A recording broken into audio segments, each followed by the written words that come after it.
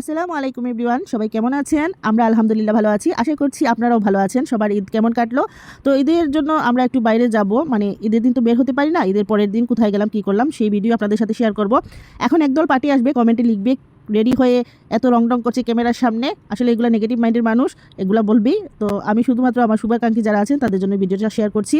তো আমি রেডি হয়ে গেছি, আর সাথে আমার হাজবেন্ড, বাচ্চা সবাই রেডি। এখন আমরা কোথায় যাব তো আপনাদের সাথে শেয়ার করব। আশা করি পুরো ভিডিওটা দেখবেন এবং আমার সাথেই থাকবেন।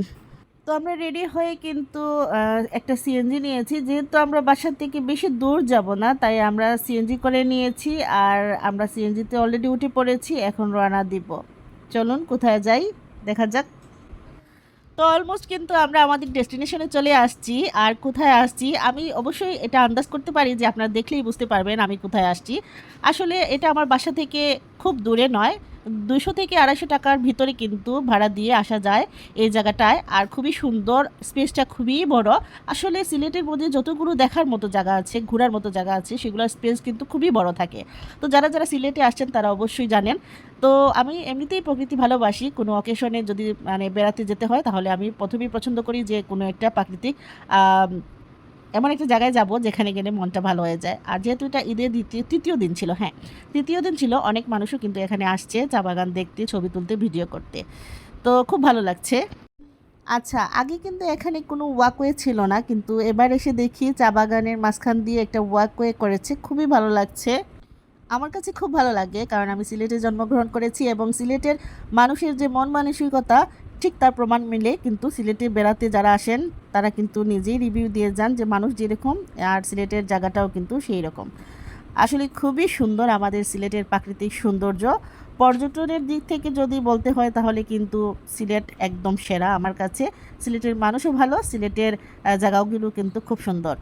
আর আপনারা যারা যারা এখনও পর্যন্ত সিলেটে আসেন নাই, সিলেটের চা বাগান দেখেন নাই, তারা অবশ্যই সিলেটে বেড়াতে আসবেন, দেখবেন অনেক ভালো লাগবে। তো ইনাকে তো আমি খুঁজেই পাচ্ছিলাম না, কারণ ইনি ব্যস্ত ছিলেন, উনি ওনার বাবার মডেল ছিলেন, বাবা ওনাকে দিয়ে শুধু ভিডিও করাচ্ছেন আর ছবি তুলছেন।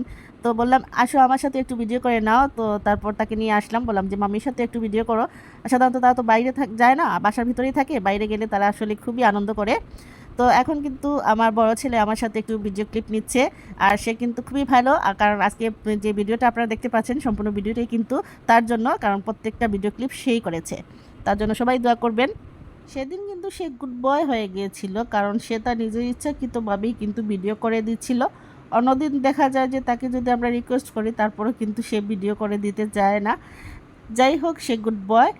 তারপর আমরা কিন্তু হাঁটতে হাঁটতে চা বাগান দেখতে দেখতে ক্লান্ত হয়ে গিয়েছিলাম, তো পানি পিপাসা পেয়েছিল। তার বাবা আমাদের জন্য কিন্তু আইসক্রিম নিয়ে আসছিলেন, তো আমরা কিন্তু আইসক্রিম খেলাম, পানি খেলাম। আর আপনারা বলবেন এখন আপনার হাজব্যান্ডকে দেখান না কেন? আমার হাজব্যান্ডের ছবি ভিডিও কিন্তু আমার পেজে দেওয়া আছে, যদি দেখতে চান কষ্ট করে দেখে নেবেন।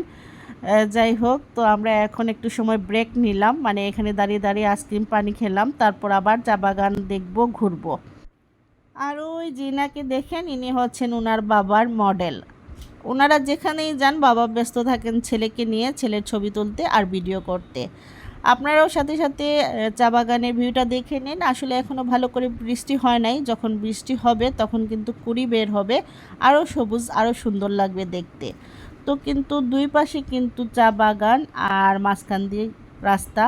আর সূর্য কিন্তু এখন বাড়িতে চলে যাচ্ছে, আমরাও কিন্তু অনেক ঘোরাফেরা করছি, তো এখন আমরা আস্তে আস্তে বাড়ির দিকে রওনা দিব। তো চা বাগানের ভিতর কিন্তু এই টগর ফুলের গাছ পাওয়া যায়, আমি একটা নিয়ে নিলাম। তো এখন আমরা রেডি বাড়িতে যাওয়ার জন্য। সবাই ভালো থাকবেন, সুস্থ থাকবেন, আল্লাহ হাফিজ।